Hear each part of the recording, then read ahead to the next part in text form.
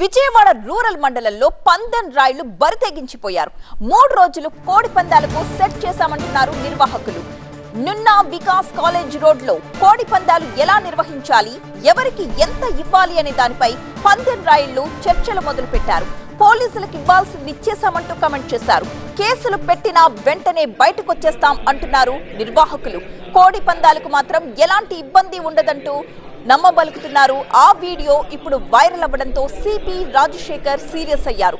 నున్నలో పందెం బరుల్ని ఎక్కడికక్కడ తొలగించారు పోలీసులు.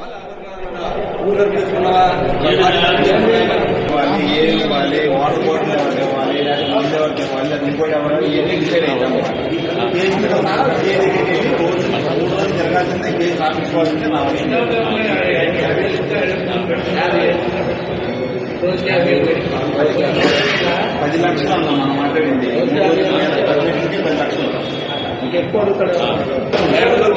ఎమ్మెల్యే గారి ద్వారా తెచ్చుకున్నావా లేకపోతే ఊళ్ళో తెచ్చుకున్నావా? ఏమి ఇవ్వాలి, వాటర్ బాటిల్ ఇవ్వాలి, లేకపోతే ఇవ్వాలి, అది ఇంకోటి ఇవ్వాలి, ఇవన్నీ డిసైడ్ అవుతాము. కేసు మీద 3 రోజులు జరగాల్సిందే. కేసు రాపించుకోవాల్సిందే నా